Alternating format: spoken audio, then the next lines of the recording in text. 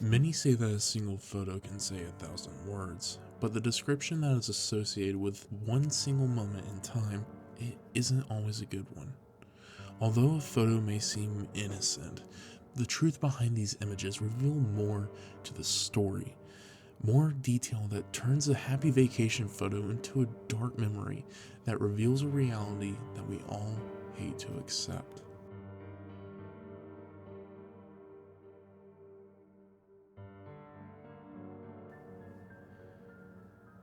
The band, Great White, was a rather popular band throughout the 1980s, but their popularity fell throughout the 1990s and into the 2000s, when they officially disbanded in 2001.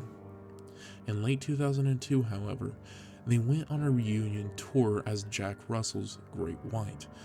In February of 2003, the band played a show at a nightclub called The Station in Rhode Island. In the middle of the act, sparks and other pyrotechnics set fire to the soundproofing foam on the ceiling. One front row picture was taken of the performance as sparks went off in the background, just moments leading up to the fire. 100 people died in the fire, including their guitarist, Ty Longley. About 200 others were severely burned and some were permanently disfigured. The band claimed no wrongdoing, but they still agreed to pay $1 million to the victims. Great White played their next show on July 22nd of 2003, and they turned the tour into one that would benefit the victims of the fire. They continued this tour until 2005, when they had to cancel due to medical reasons.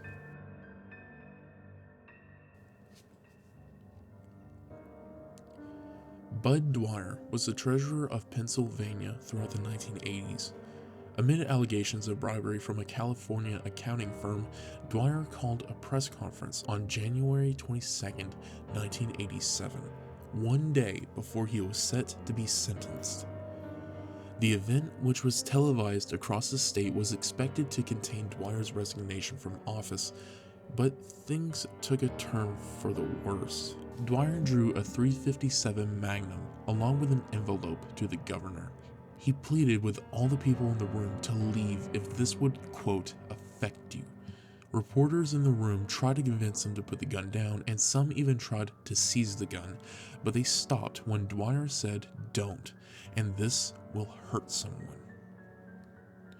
Seconds later, Dwyer put the gun in his mouth and fired. He was pronounced dead at the scene at 11:31 a.m. During the year of 2014, Malaysia Airlines was in international news after Malaysia Airlines Flight 370 seemingly vanished while flying from Malaysia to Beijing, China. A few minutes after takeoff, air traffic control lost the aircraft on radar, but they were still able to track it via military radar for another hour, moving further west from its planned flight path. The plane vanished from radar nearly 200 nautical miles off northwestern Malaysia. All 227 passengers and 12 crew members were presumed to be dead. Only 4 months after this incident, Malaysia Airlines Flight 17 was shot down over Ukraine. The plane was shot down by pro-Russian insurgents, as the aircraft was assumed to be an enemy plane. The Halley family took this photo while boarding their flight from Amsterdam to Kuala Lumpur. On the same airplane, 15-year-old Gary Schlock posed for this photo with his mother. 3 hours after these pictures were taken, the plane was tragically shot down. When going down, investigators believe that the aircraft took a 3 to 4 minute free fall while passengers were still alive and conscious. All 298 passengers on board were confirmed to be deceased following the crash. In 1993, two 10-year-old children by the name of Robert Thompson and John Venables were alone at a local shopping center in Liverpool, England. They were truant from school, which was a regular occurrence for the two. They were seen throughout the day stealing various items such as candy, a troll doll, some batteries, and a can of paint.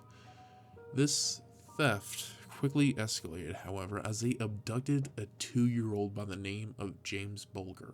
They approached the toddler while his mother was distracted and took him by the hand, leading him out of the shopping center. This photo was captured on CCTV cameras at 3:42 p.m.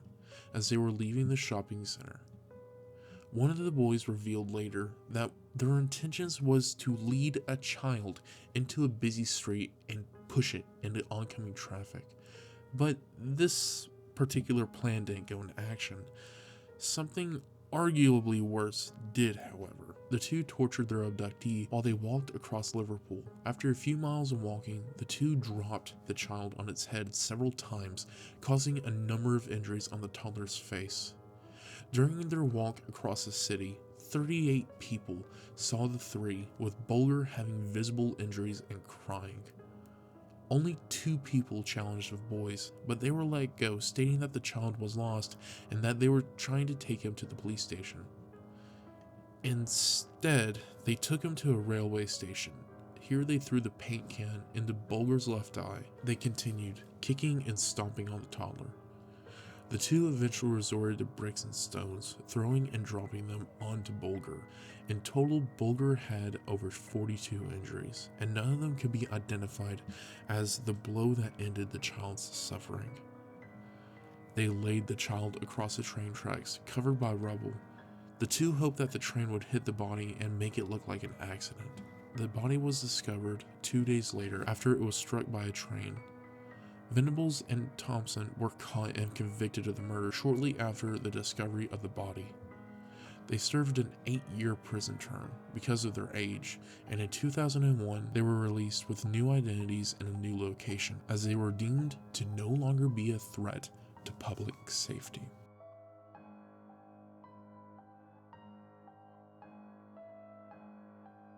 "14-year-old Regina Kay Walters and her boyfriend Ricky Lee Jones ran away from their Houston homes in 1990.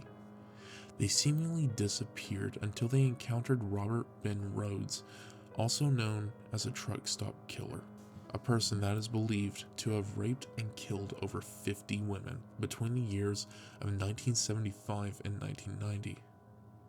It is believed that after being picked up by Rhodes, Jones was killed while he kept Walters alive.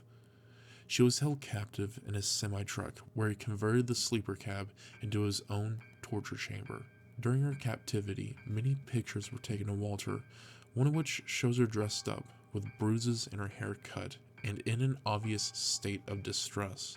The truck stop killer was eventually caught in Arizona after the Arizona Highway Patrol found his truck with hazard lights on. When he investigated inside of the cab, the officer found a woman, handcuffed, nude, and screaming. Rhodes was also present, and he identified himself as the driver of the truck. Rhodes was finally arrested and tied to the rest of his previous crimes. He was finally convicted in 1994, putting an end to his 15-year span of terror.